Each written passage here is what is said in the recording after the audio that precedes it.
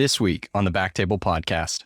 I encourage everyone to sort of think outside the box, sort of try to break out of this stereotype, stop using words like pot, weed, dope, and start calling it cannabis or marijuana or hemp if you're referring to hemp. Like any substance, I mean, there's definitely potential for abuse here. It is intoxicating, but through knowledge and education, we can all learn about how it can be used properly for individual benefit on a very individual basis. So we have an educational series podcast, a Bill Bartholomew podcast called Inside Rhode Island Cannabis. We do some didactic type episodes there. We talk about the history of cannabis, very interesting stuff. And it's all about just changing the perspective and not villainizing people who use cannabis for medicinal or even recreational, structured recreational purposes.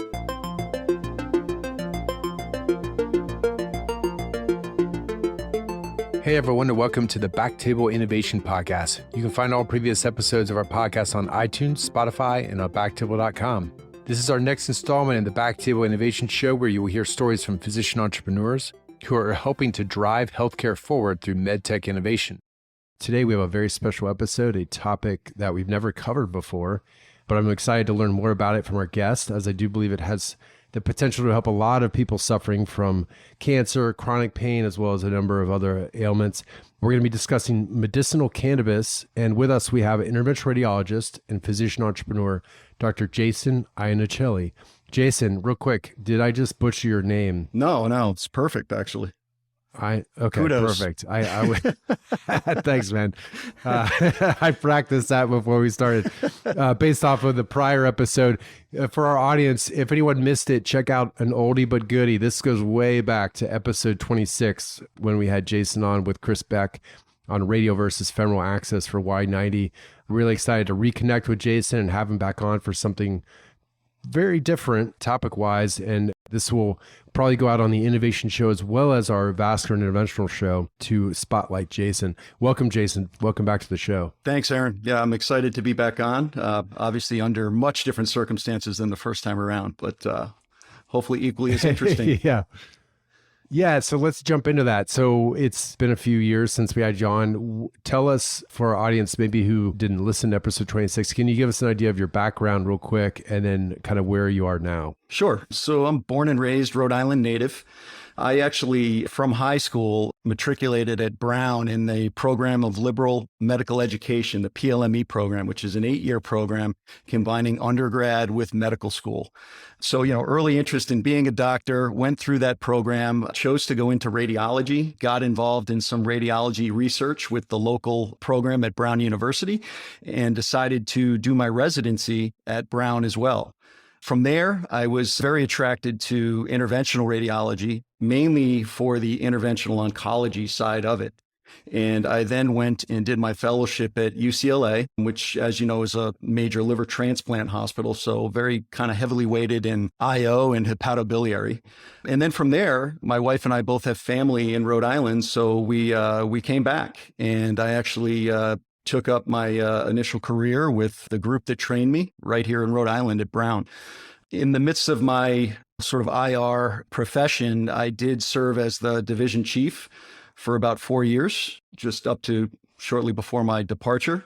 During that time, I was really heavily focused on interventional oncology, and we had a really good tumor ablation program from the start. It was actually founded by Damien Dupuis.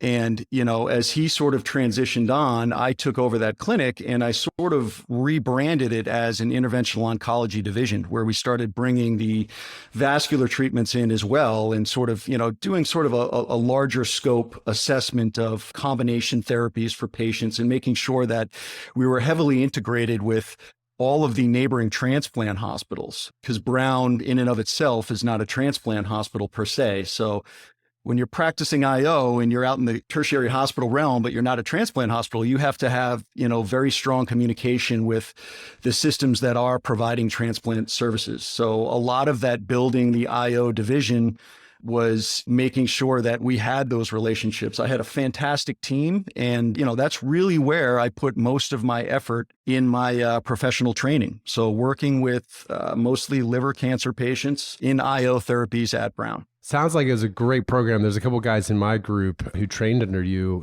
Andrew Marshall and Vincent Chu. Oh yeah, those guys, great guys. Love those guys. And they speak highly of you, and they're taking that training and they brought it down here to Dallas. And both of those guys, what's unique about Brown is they get the stroke training as well.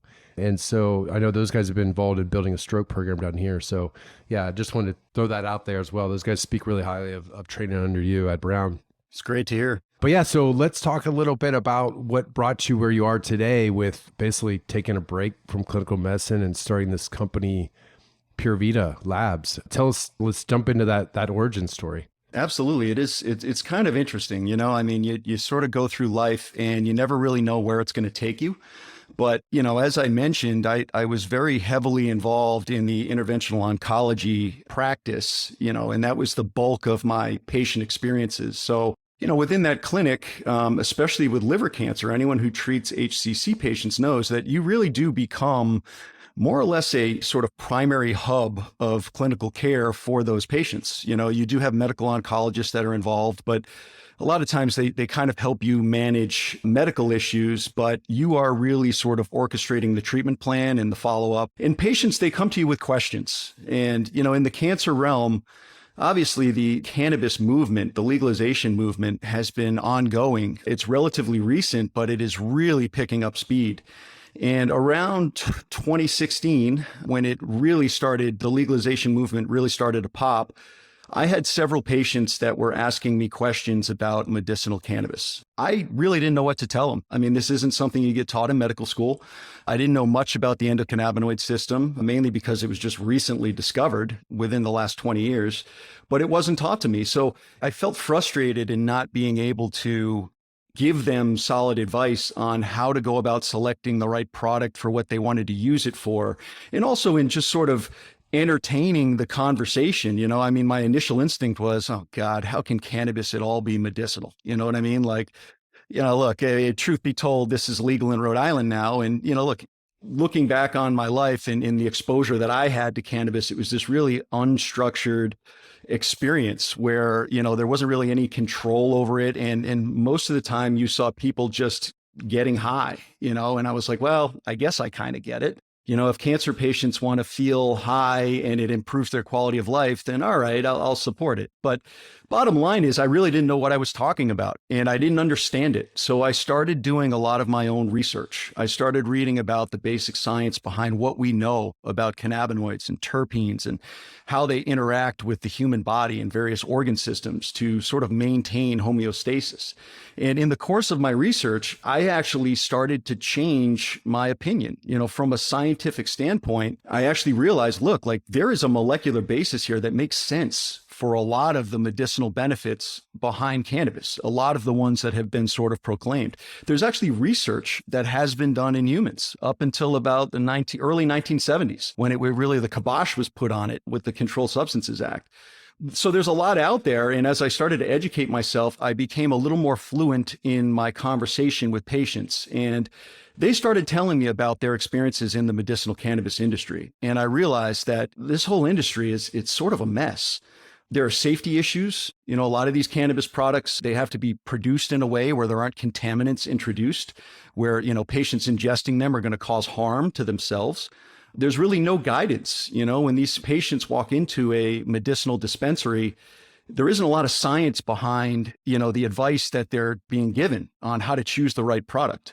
And I will use one example that really sort of was the tipping point for me. I had a patient that was sort of very dear to me. He was an ex-physician, older guy in his 80s, but very spry, energetic, totally with it, very conversant, very intelligent. And he wanted to try medicinal cannabis as my IO treatments sort of reached the end of their lifespan, where, the side effects were getting a little unbearable and the tumor response wasn't as great. He started asking me questions about cannabis. And at that point, I had a little bit of background. I said, look, I think based on your symptoms, this is something that might benefit you. There's not a lot of hard science behind it, but sure, why not? Give it a try. Yeah. So, he went to a dispensary, and long story short, he was looking for a product that would address certain symptoms that he ended up with sort of the opposite effect. He was very sedated, very subdued. Yeah. He wasn't interacting with his family. He was sleeping a lot. And it really, until the time that he passed, it didn't hit the mark on what the intent was. And I think that if he had better guidance, it would have been a different experience. So I had sort of had it, knowing how the industry is sort of evolving here and looking at all the issues with inaccuracy and labeling. And it just dawned on me that this all has to start with the labs. If we're going to clean up this space and we're going to make sure that products are safe and that there's actually enough information available for patients to choose the right product for the symptoms, for the ailments that they have, then it's got to start with cleaning up the practices on the laboratory front. And so hence the story behind PureVita Labs. In Rhode Island, we're a very small market. I saw this blue ocean opportunity where the dominant testing that was being performed for cannabis, it was sort of, it wasn't very structured at the time. There weren't regulations in place, but it was being performed by an environmental testing lab. And there are subtleties and, sort of unique aspects of cannabis testing that the chemists that do it on a regular basis will tell you this is unlike many of the other substances that are commonly tested, where the process by which you process the sample to get it in a testable form, that can change the chemical composition if you add any sort of heat. So, it was a very complex area, and myself and another physician who had experienced similar issues with dealing with patients and feeling very frustrated at not being able to guide them appropriately, we found a PhD chemist that had particular experience and expertise in the cannabis realm, which is rare. And the three of us together, we started this lab. We started it in Rhode Island as a phase 1 to sort of clean things up and get the medicinal cannabis industry back on track. So those are your co-founders, right? The other physician and then the PhD. How did you guys know each other? The typical story with my physician co-founder, we became friends because we have kids that are the same age and, just sort of in hanging out and look, life's about networking, and very smart guy, sort of an entrepreneurial mind too. He was in private practice and had, really sort of built urgent care networks and then had some experience with VC. And, we started talking about this problem and how we would attack it. And the main thing was we were two physicians, but we didn't really know much about the analytical chemistry behind cannabis. So when it was sort of serendipity that we found our other co-founder, it was like, he fell out of the sky and we said, well, geez, now we can really do this. So let's start figuring out how we're going to do it. Let's form a company here. Let's ideate, let's raise some money and let's get this thing going. Knowing that our chemist was going to be an integral part of, that phase 1 and getting this lab up and running and doing things correctly.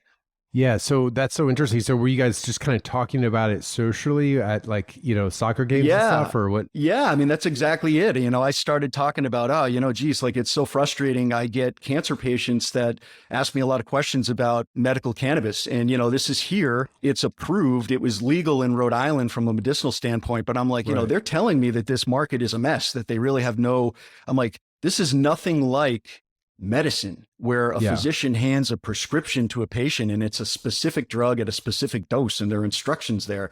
It's not like that in the cannabis industry. It's not like that yet. So is he a primary care doc? You said he had some urgent care centers? Okay. Yep. Primary care, private practice. And obviously one of the aspects of his practice building was focused really on urgent cares. And they had a really good model. They put a good system together and he actually sold that. So again, it was, having a partner that was a physician that was entrepreneurial really kind of got me to start thinking outside the box.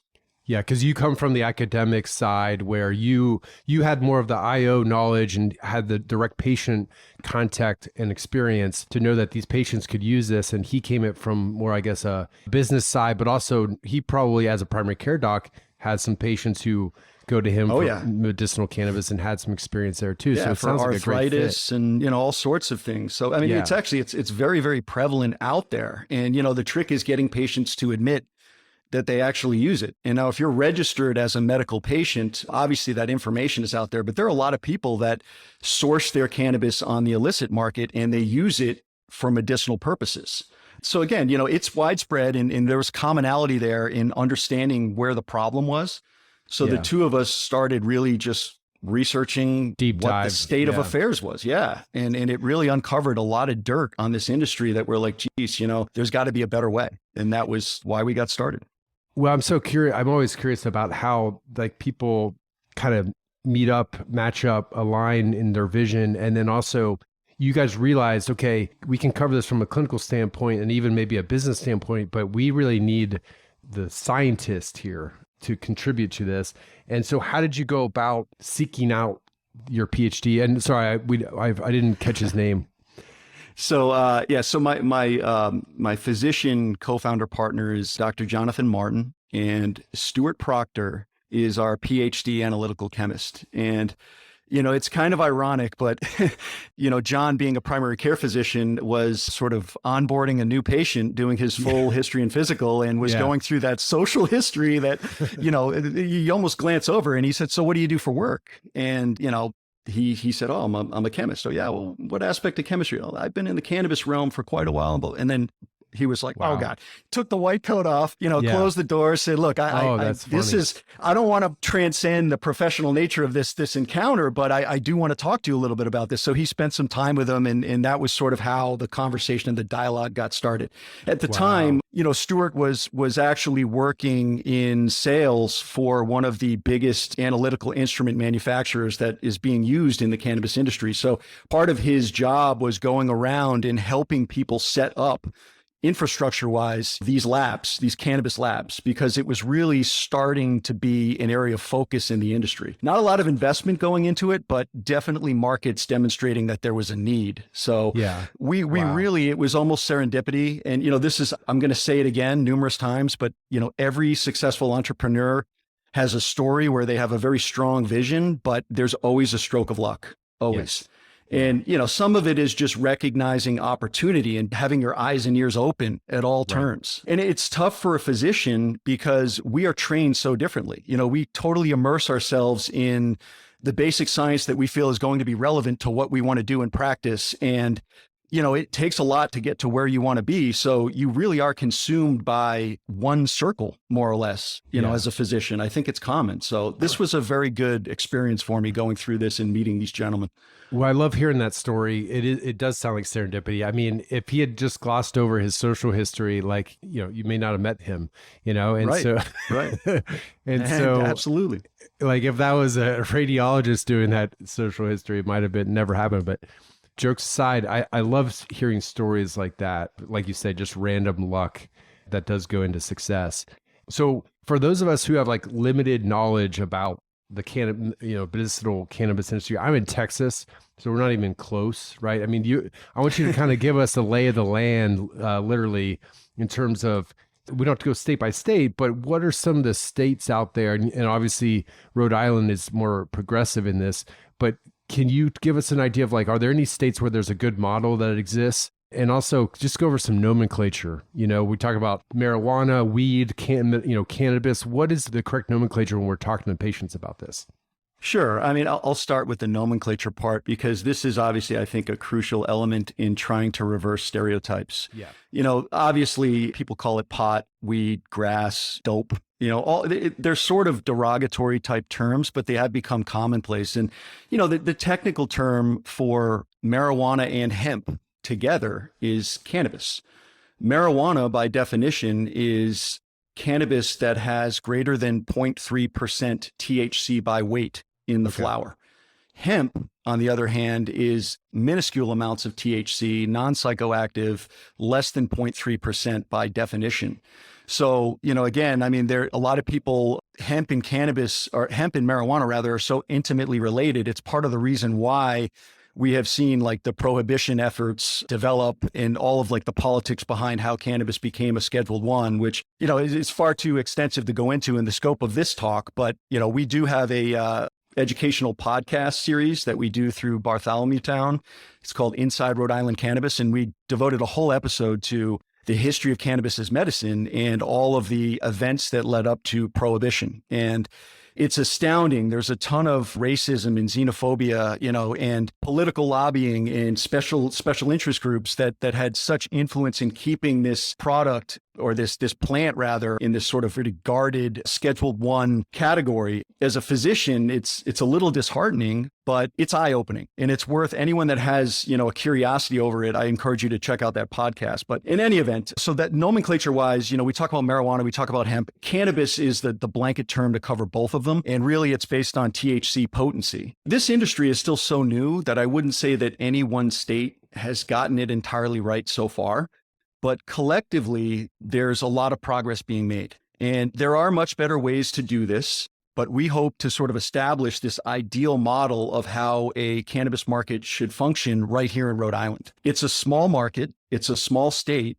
but the opportunity for big impact in that setting is really the reason why we chose to focus our efforts on this market. I'll give you an example. So the regulations around how cannabis is grown, tested, processed, labeled, packaged, and presented to the consumer for retail, those all vary slightly from state to state. The lab testing is variable. I would say that in Rhode Island, we have some exemplary pieces of legislation, or the regulations that have been written are exemplary in certain ways where I think we are off on the right foot here. We're on the right track. And I'll give the example of representative sampling, right? So when you grow marijuana, it gets harvested and the dried flower gets trimmed and essentially loaded into these big Tupperware buckets or some other receptacle. And the state has designated in Rhode Island that a single harvest batch can't weigh more than 10 pounds. So you can imagine you've got this, sort of 3x2 Tupperware container full of bud, and it weighs 10 pounds, and that's one batch. Well, in order to test that, you need to get a representative sample of that batch. Mm-hmm. And you can imagine that as flower grows on these plants, the closer the flower is to the light source, the more potent the cannabinoids are going to be in that flower. Ah, interesting. So when you mix it all together, it's a very heterogeneous mixture. So you start getting into statistics. There is a way to randomly sample with the right number of increments and the right size of each increment to get a statistically relevant sample of that harvest batch that is representative with a 95-degree confidence interval of what the overall content of that product is. In Rhode Island, the legislators had recognized that, the Department of Health had recognized that, and they said, we're going to require that the lab, the third-party lab, go to the facility and actually perform the random sampling of the product to make sure that the test sample is representative. Yeah. As opposed to in some markets where the cultivators are allowed to just drop the sample off. Yeah. And they tend to favor the highest buds on the plant with the highest potency THC, because that is unfortunately a metric that's being used to drive financial profit in the industry now. So you can imagine that, the Rhode Island way presents a much more accurate label to the consumer than some of the other markets out there where you've got an overinflated potency level, or you've got variability in what's written on the label, and you get this sort of inconsistent experience from one episode to the next of use. Again, there's no state that's doing it perfectly, but we are learning as all states are evolving together. And what we're moving toward is a platform of standardization. We as a lab believe that we do need to standardize the way that labs go about their individual testing to make sure that these labels are accurate for the consumer. So that's kind of like, the climate now of where we're at. It is still a little potluck, but we are making progress. And again, it's a matter of turning your eyes outside of the silo that you're working in within the state boundaries and looking at what other states are doing to make sure that you are incorporating the best science and the best methodology to give this industry a fighting chance. So it sounds like Rhode Island is a great place to start this business off. And, it's far better than probably like Texas or, somewhere in the South where there's not as much, clearly we're behind the times down here. Just one more term that comes up often for physicians where we honestly, a lot of us don't really know how to even approach the concept of CBD oil. For, topical stuff. Mm-hmm. Can you just touch on that real quick in terms of just going back to the nomenclature again? Sure. So CBD can be derived from marijuana and hemp, but the vast majority of CBD products out there on the market are actually extracts that are, they're actually formed by pulling the active ingredient CBD from hemp. Because the Farm Act has been passed into law and hemp is now legal again, the CBD industry is not as regulated as the marijuana industry right now. So one of the problems with the CBD industry is that, again, let me digress a little bit. I'm going to hit the pause button. I will get back to it, but I want to talk to you about the importance of lab testing here and why it is important to make sure these products are safe. When this plant grows, it's a weed, and hemp historically and marijuana has been used to cleanse soil of heavy metals. Contaminated soil, a lot of places like, for example, if you've got a farm and the soil is loaded with a certain type of metal for whatever reason, you can plant hemp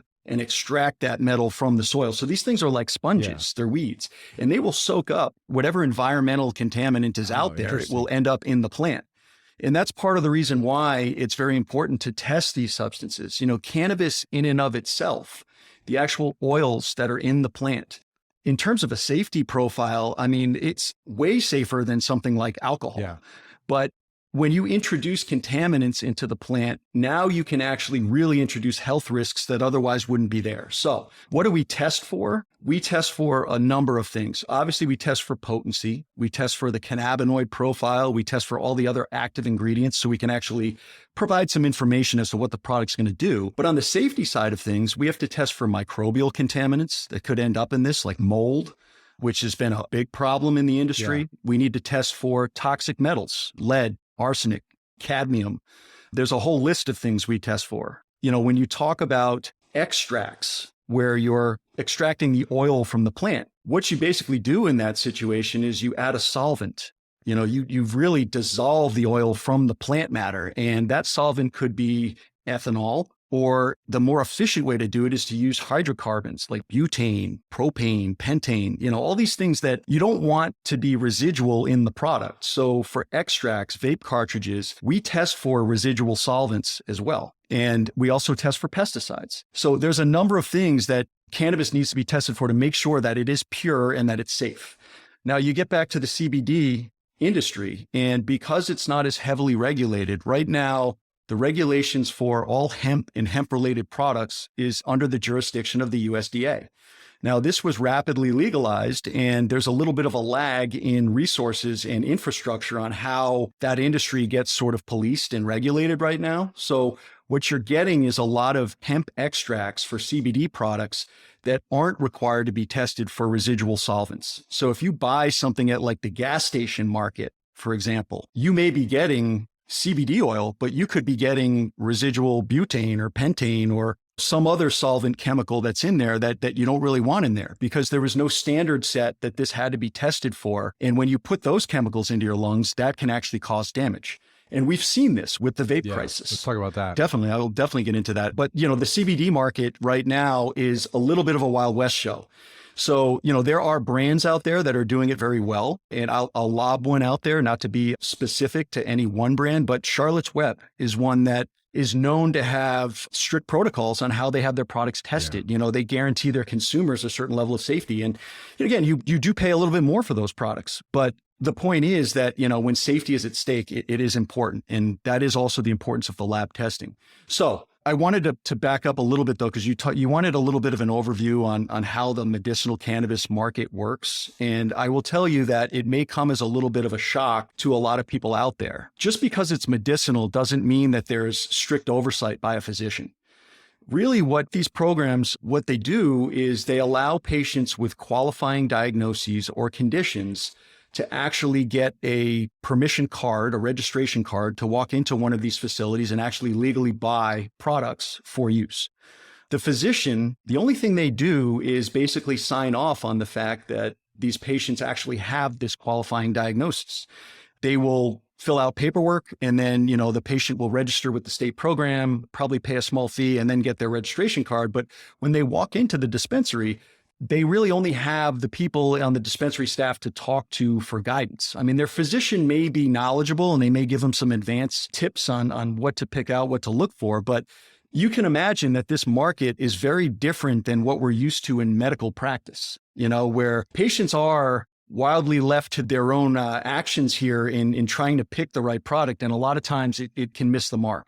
So in order to really harness the therapeutic potential of this, part of what we're doing as a lab is we're not only ensuring that products are safe and accurately labeled, but we are also working to educate and guide the consumer to make more intelligent choices in the marketplace, to actually pair them with a product that is most likely to give them the intended benefit that they're looking for based on molecular science and based on the lab data. So I don't want to veer too far off here. We did start talking about the vape crisis. We can get into that a little bit, but I'll let you sort of direct where you want this to go. Yeah, I mean, Jason, just a aside, a personal story. My dad, I think I was telling you about this before, but he was suffering from stage 4 lung cancer. And, he had kind of had it with the opiates for his chronic pain. He had skeletal mets and had chronic pain, and the prognosis was limited, right? So he wanted to spend time, quality time. This goes back to what you were saying about your personal friend, but he wanted to spend more time awake with family.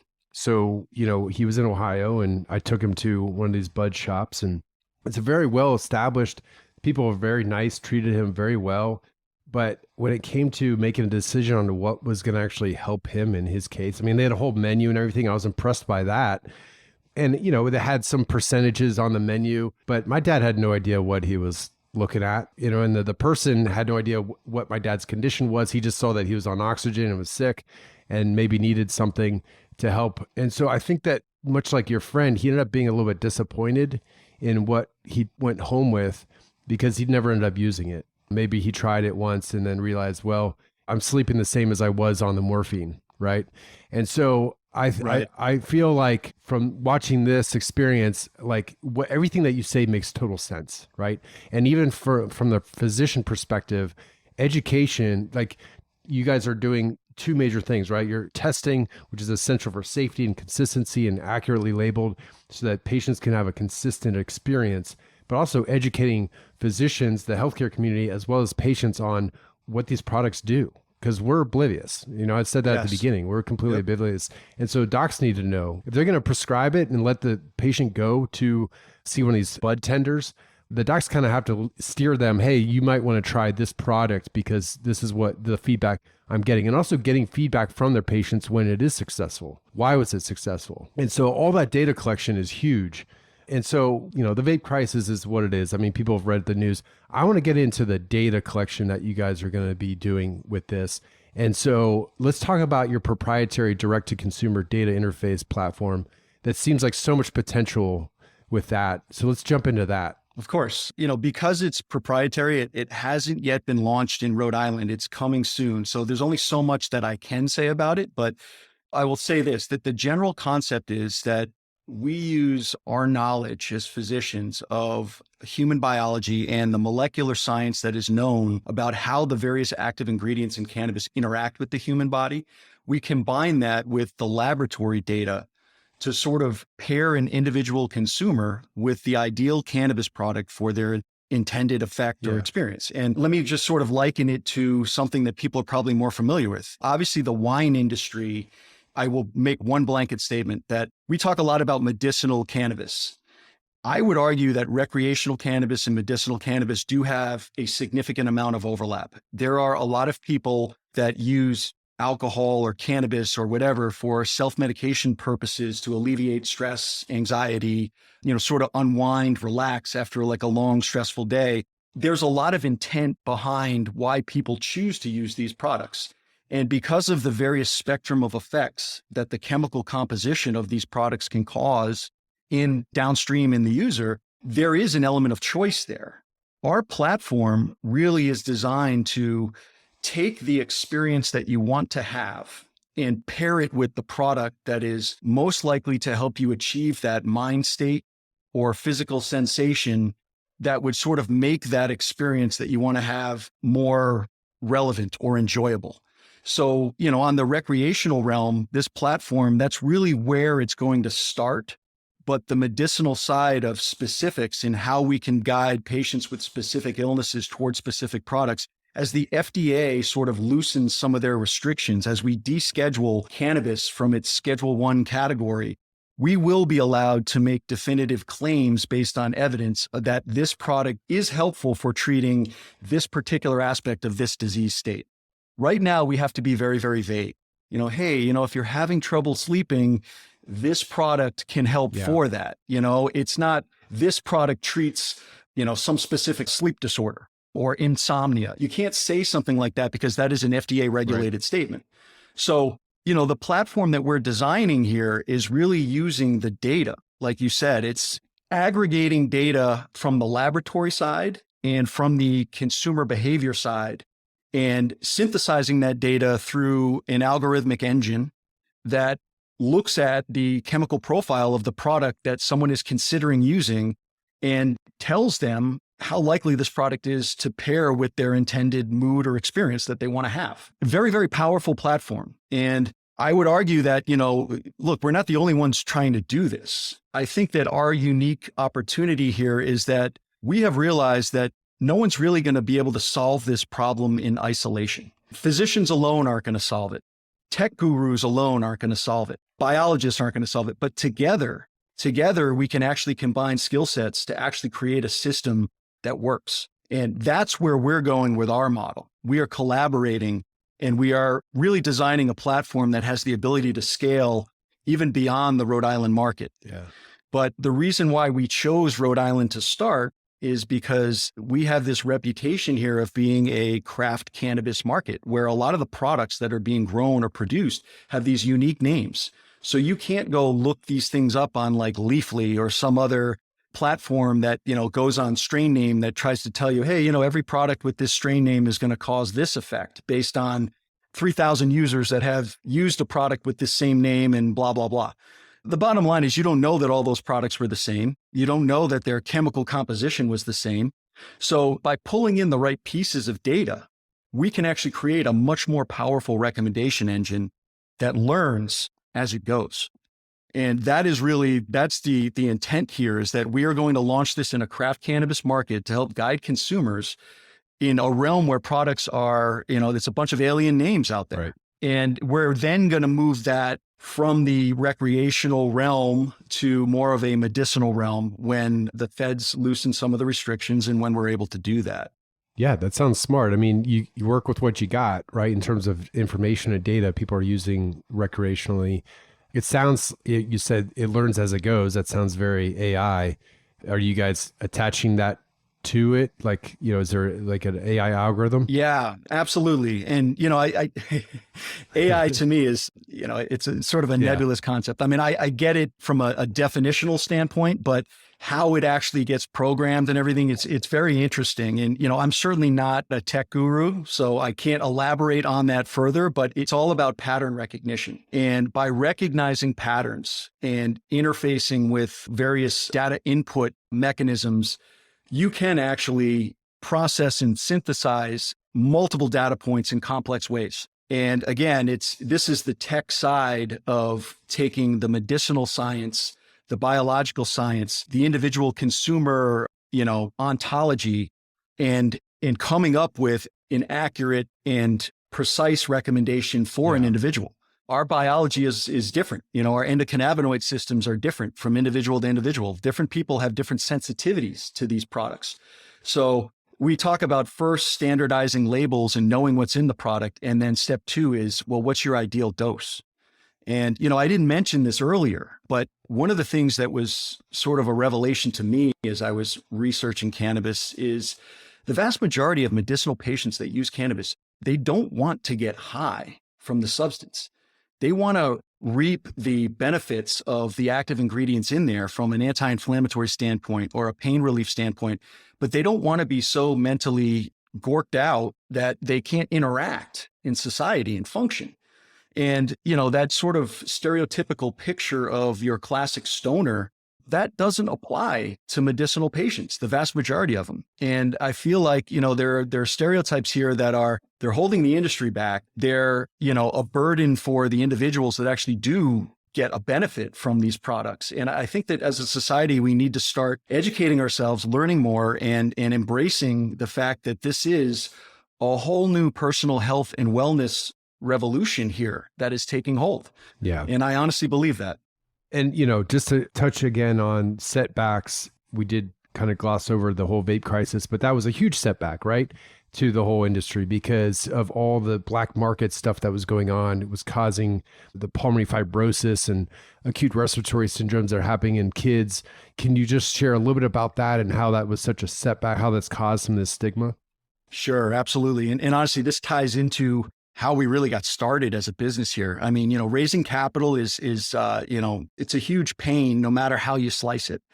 And, for us, the real issue was that we couldn't take this incredibly complex scientific idea that was going to be built out in phases and present it to a potential private investor in a sort of 2-minute elevator pitch. Right. But when the vape crisis hit, it hit right on cue for us. It actually highlighted, it was the perfect example of why laboratory testing is needed as sort of a phase 1 approach to what we really wanted to do in this industry. So we were able to capitalize on that. And what happened in the vape crisis really was you had a bunch of unregulated product that was, it's now been determined that, it was about 90% of it was sourced on the illicit market.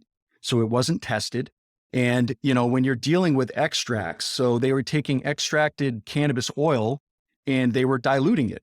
They were using a cutter, and vitamin E acetate was the sort of oily substance that they decided they were going to use to dilute this oil out and make it go further for the benefit of, the profit.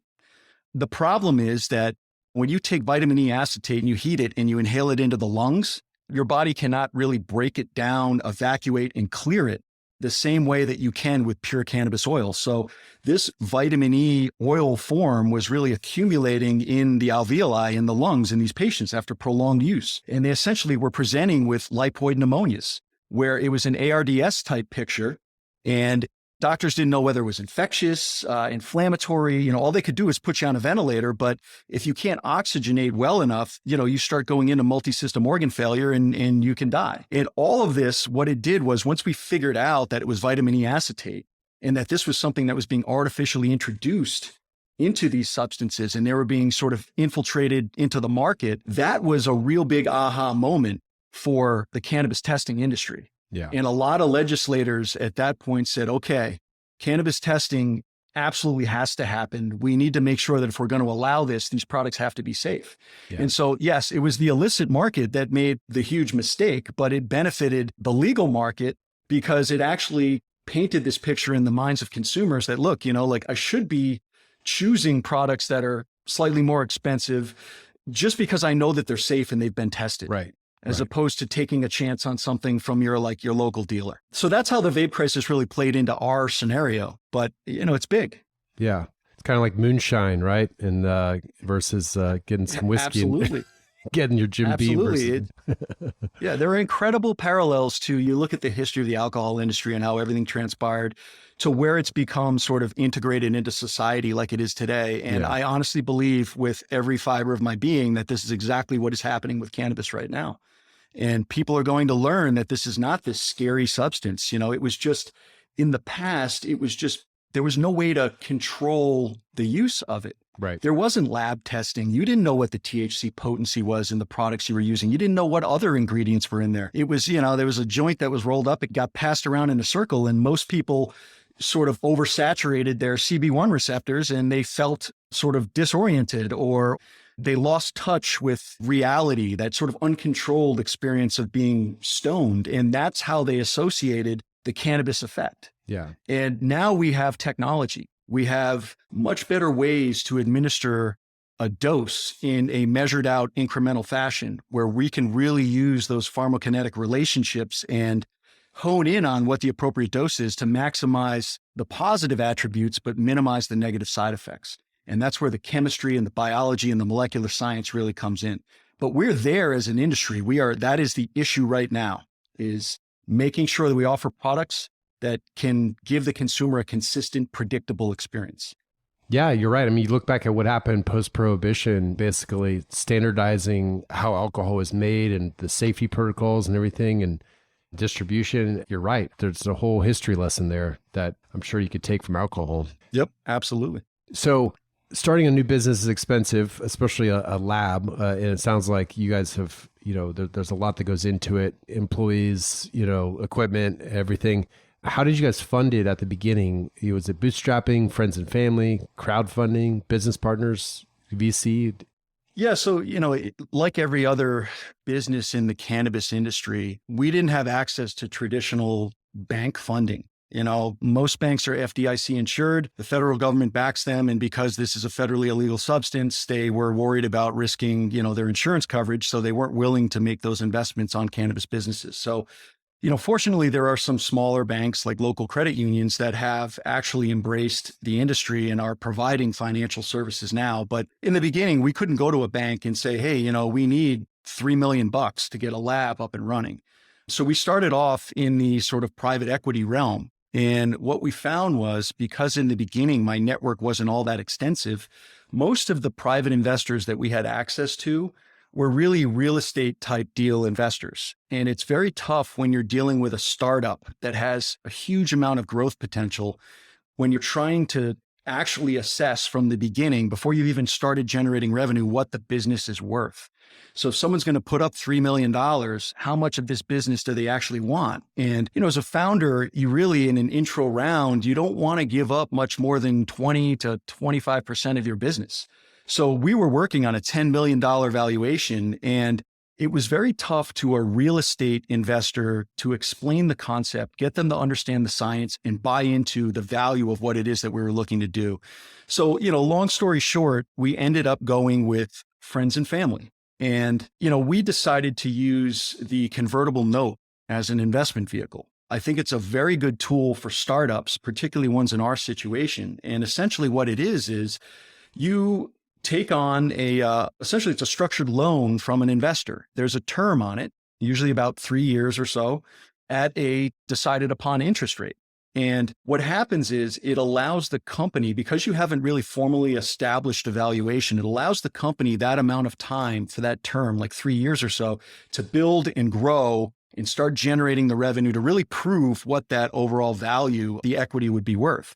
So this convertible note is essentially a warrant. And at the time that it converts, investors have the option of pulling out the initial investment plus interest earned, compound interest, or they can roll that investment and interest earned into equity in the company. They can use it as an equity purchase. And usually there's a discount that's offered to that investor as an additional upside at the time of conversion.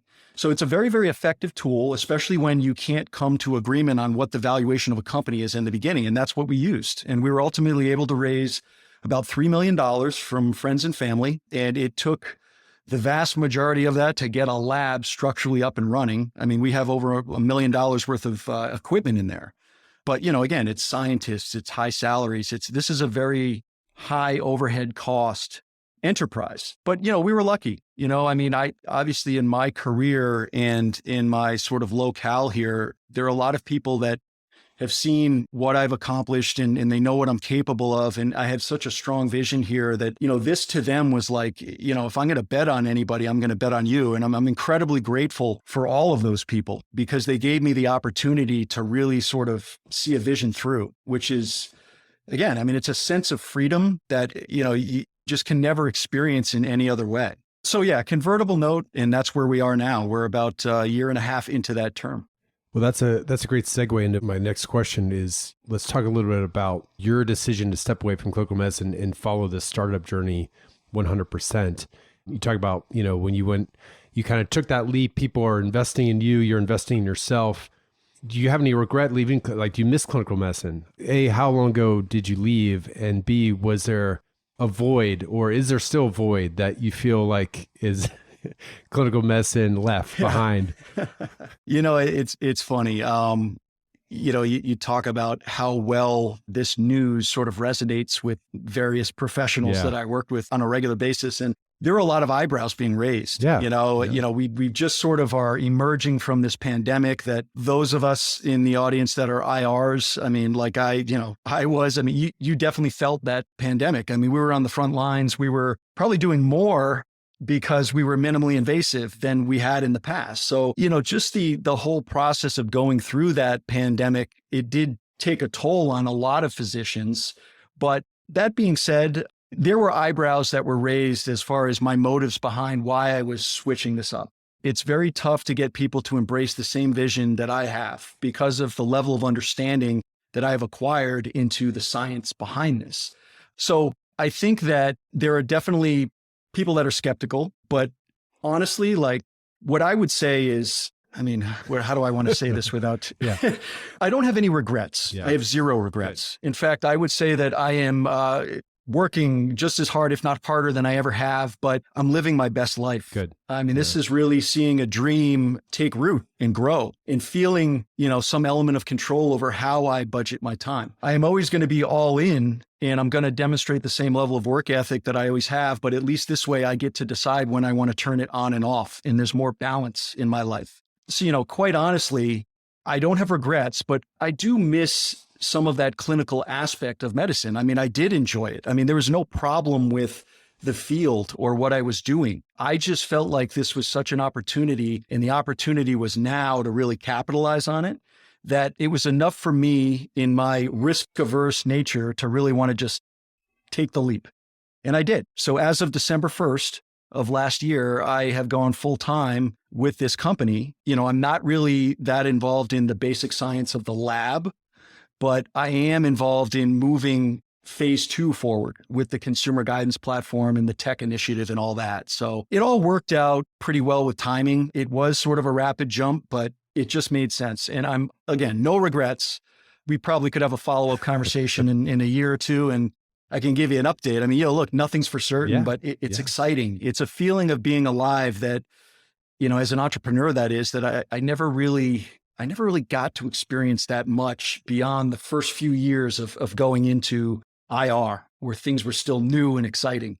It kind of got to the point where it was like, look, like I have my skill set, I feel that I'm good at what I do, but the challenges were becoming few and far between. And for me, I mean, I'm a little bit of a dopamine addict. I kind of need that rush of feeling like I've accomplished something. And this is a perfect scenario for me. It's just a more balanced life. Well, one of the great things about this innovation show is we've had, a good number of physician entrepreneurs on at this point. And we always like to ask them about this because some just cut back to clinical, part-time clinical, and then, pursue the startup. Some are doing locums. In my case, I just do locums while I run Backtable. We recently had Anissa Majid on we're talking about getting an MBA, if that's worthwhile, as we start these startup companies. And, everybody's different. But for her, she said, the great thing that she said was, look, I was at halftime in life, kind of like what you're saying, like my clinical practice became kind of just rote. It was just automatic. There was nothing there. The challenges weren't there like they were in my first years. And so I wanted new challenges. And I love the concept of a halftime and kind of reevaluating and saying, okay, there's an opportunity here to completely pivot. I can always go back, but let's try something new. And then it also just comes down to what gives you energy, right? Because if you wake up every day excited about PureVita Labs, that, like you said, like that just keeps you going versus we all know clinical is a grind. And if the energy's not there, then you're not doing yourself or your patients any favors. So I think that every individual is different. And some people like to keep one foot in clinical medicine because it helps with whatever the application is. We had Chris Mancy from Viz.ai on, and he's a trained neurosurgeon, and he started Viz and never turned back, right? Because he thought, I need to put 100% of my time and energy into this. And this has much greater impact than my clinical practice. So I'm going to go full speed on this. And so it sounds very similar, Jason. I mean, everybody's different, but I love hearing that because it's also hard to straddle both. Yeah. I mean, I think it's very difficult for physicians. I mean, it takes so much time and effort and sacrifice and knowledge to get to where you are that you sort of develop this sense of, well, I have this skill set and it's very valuable, but it's only valuable in this space. And to actually look outside of the box and see another area where you can go in and implement change, you can help shape the future of an industry with your specific skill set. You then have the element of, how much risk am I willing to take? I mean, look, most of us, you finish your medical education, you have a lot of debt.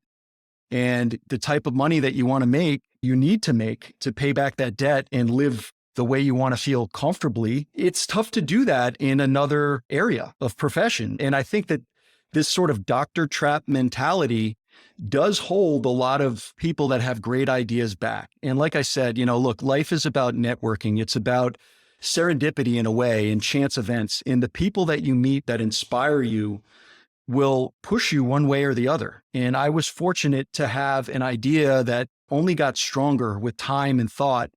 And there were enough people around me that were mentors and gave me the support and the guidance. Look, I don't have an MBA. I'm not a business major. A lot of it is common sense, but there are elements of business operation that I don't have in my repertoire. And I knew I didn't have the time to pursue an MBA to get that degree, but you actually don't need to. It's about bringing in the right skill sets and forming the right team.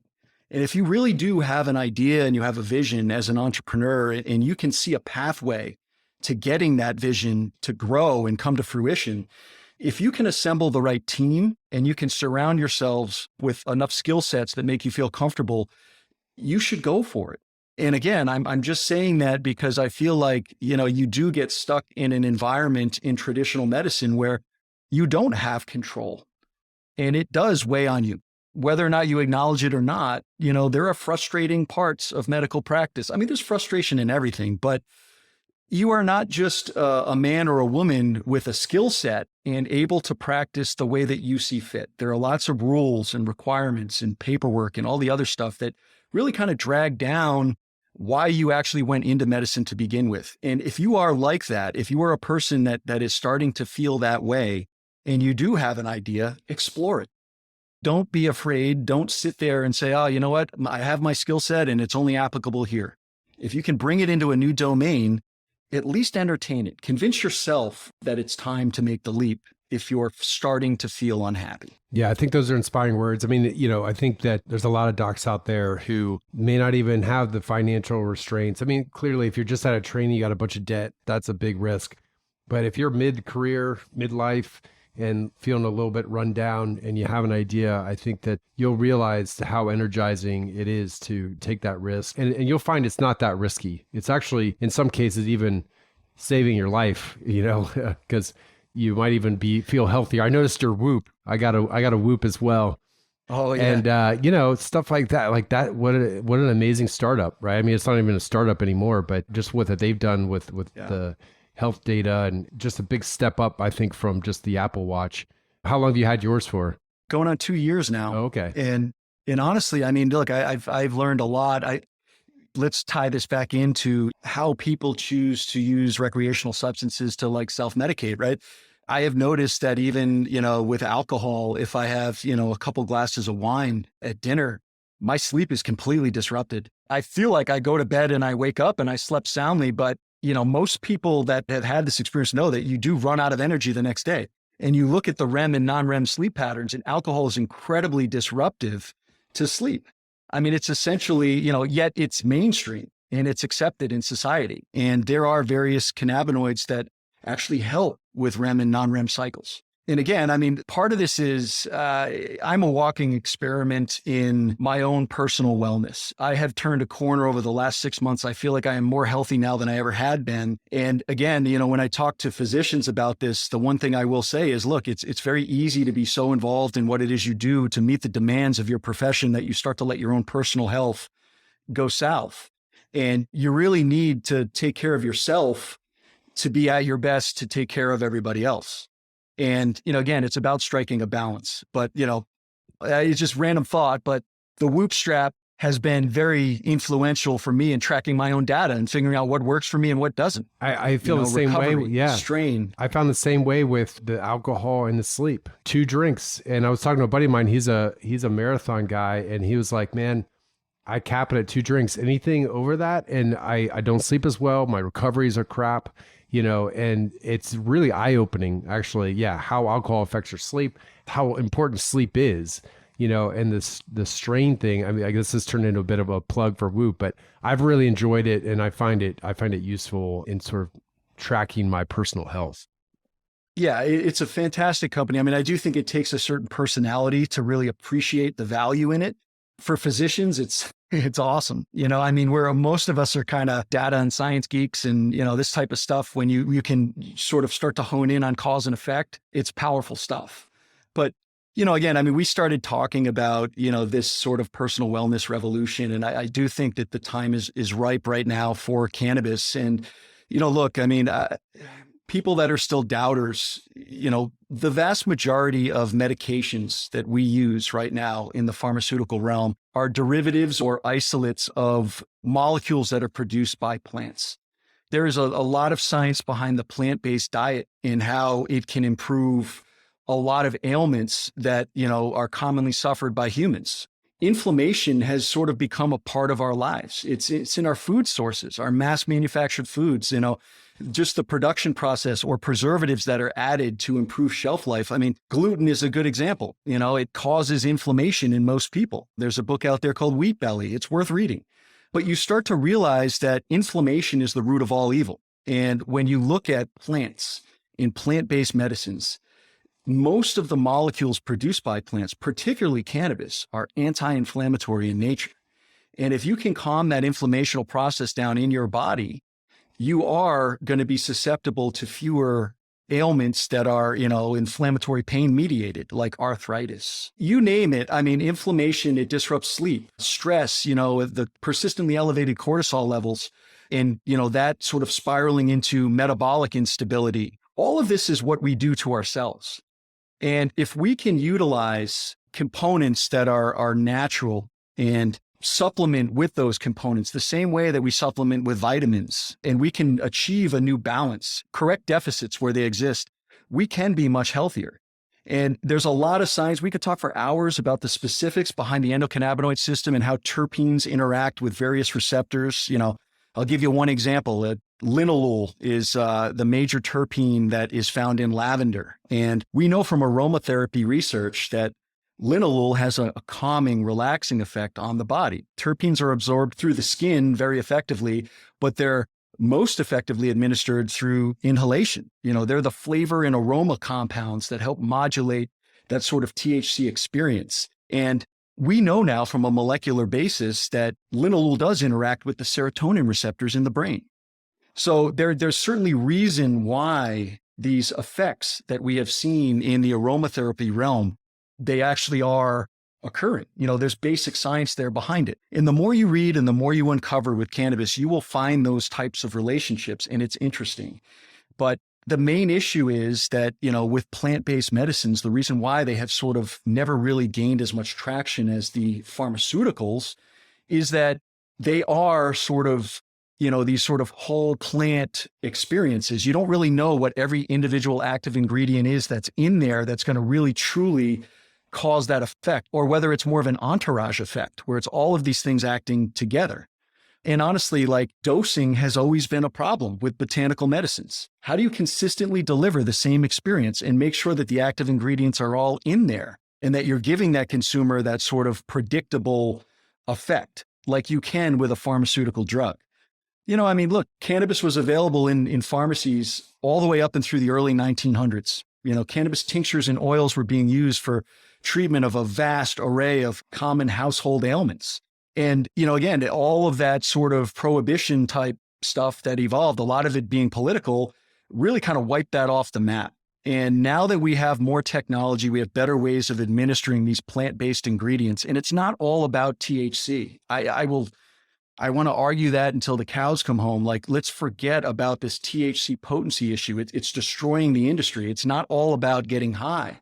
It's about finding what's right for you in the right mixture, the right ratio of proportion of active ingredients, and using that in a predictable way. That's the excitement of what I have over cannabis right now. That's why I see so much hope for this being potentially a very impactful health and wellness measure that gets implemented into ordinary everyday life. I do think cannabis is going to leapfrog alcohol, particularly now that we're starting to see cannabis beverages and the technology behind how the oil-based cannabinoids are being held in suspension in an aqueous solution and how that dose gets delivered to the consumer effectively.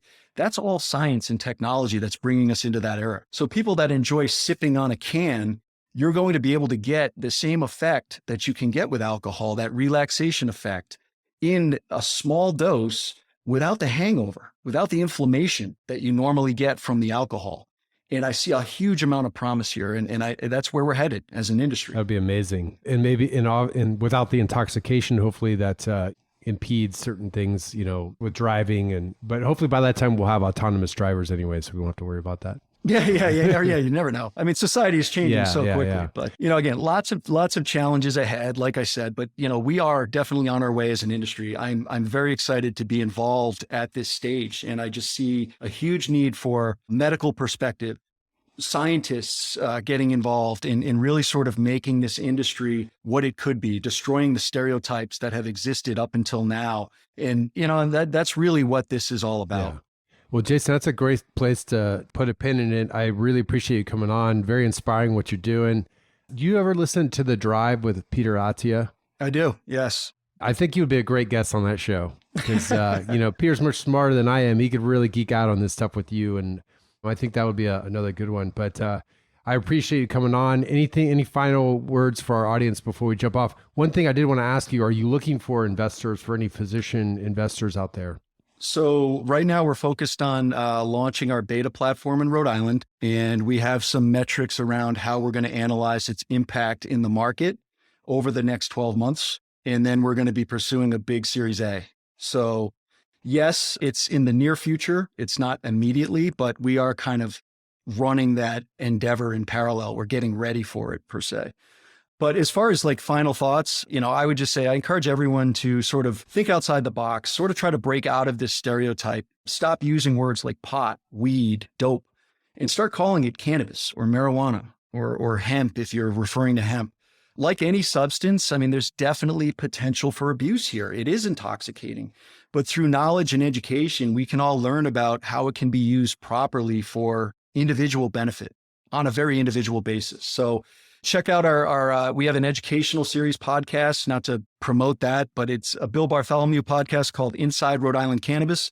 We do some didactic type episodes there. We talk about the history of cannabis, very interesting stuff. Or, I do send out some informational tweets at Dr. Safe Cannabis. It's DRSAFE Cannabis. And, again, I mean, I'm early on here. I'm trying to get information out there. So it's just interesting stuff. And it's all about just changing the perspective and not villainizing people who use cannabis for medicinal or even structured recreational purposes. Perfect. Well, we'll definitely help you with the social media stuff. When this posts, we'll be sure to tag you and get this information out there. Appreciate you coming on, Jason, as always. Thank you. Absolutely a pleasure. That wraps it up. Thanks for everybody for listening.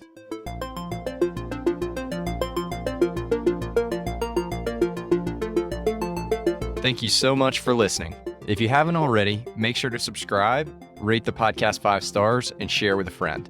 If you have any questions or comments, DM us at Backtable Innovation on Instagram, LinkedIn, or Twitter. Backtable Innovation is produced and hosted by Brian Hartley, Aaron Fritts, and Eric Iannuccilli. Our audio team lead is Kieran Gannon, with support from Caleb Hodson, Josh McWhirter, and Ness Smith-Savadoff. Design and digital marketing led by Brian Schmitz, with support from Ann Dang, social media and PR by Chi Dang, and Dana Parker. Thanks again for listening. See you again next week.